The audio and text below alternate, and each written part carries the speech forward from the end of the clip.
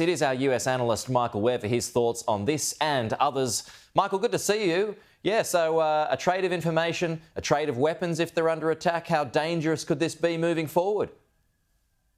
Well, they're great questions, Peter, because they're the questions we don't know. We don't yet have the detail of the agreement that was announced in Pyongyang in North Korea. But it's certainly created concern all the way from Europe through to Asia, down to Australia, because it could have very real-world implications. Now, President Putin of Russia described it as a breakthrough document, and the Supreme Leader of North Korea, Kim Jong-un, described it as the strongest ever treaty because it is a mutual defense pact.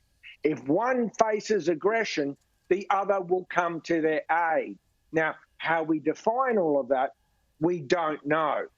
However, Western security agencies already believe that North Korea is assisting Putin's war in Ukraine by providing extra munitions and other kinds of support. The question is, under this deal, which also includes technology, we've used Moscow in the past to try and curb North Korea's nuclear weapons development program. Does this treaty mean that those gloves are off? The Koreans have the intercontinental ballistic missile to reach Australia, for example. They have nuclear warheads, but they haven't figured out how to attach and deliver them with impact. And could this agreement change that? So as we reported yesterday, it was Vladimir Putin's first trip to Pyongyang in 24 years. Does that show how desperate he is for some help in this war against Ukraine? And what's China's role in all of this? They'd be a facilitator too. Well, China is North Korea's greatest backer. It's China that keeps North Korea alive.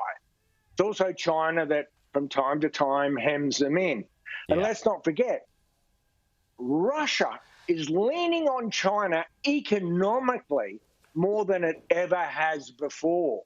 So we're now seeing this almost formalized access from Moscow to Beijing to Pyongyang, arguably all as a result of the isolation of Russia because of its invasion of Ukraine. So it brings everybody into play, mate.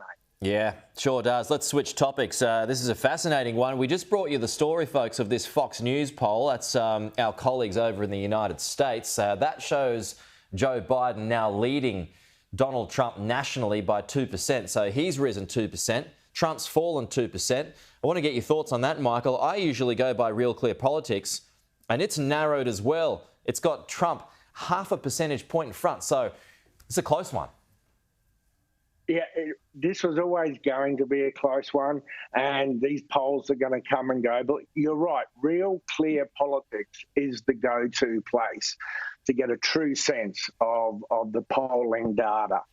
Now, yes, President Biden nationally in this Fox News poll is 2% ahead of former President Trump. But remember, that's a national poll. Yeah. This election is going to be decided in 6 or 7 or 8 states. And there was good news and bad news for both sides in this poll. Obviously, President Trump has fallen overall and President Biden has overtaken him.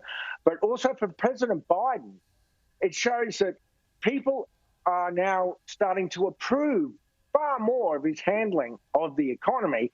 And for the highest peak since this term, or since his presidency, people are feeling more optimistic about the economy. It's still not a majority, but we're seeing some positive signs from President Trump on the economy front.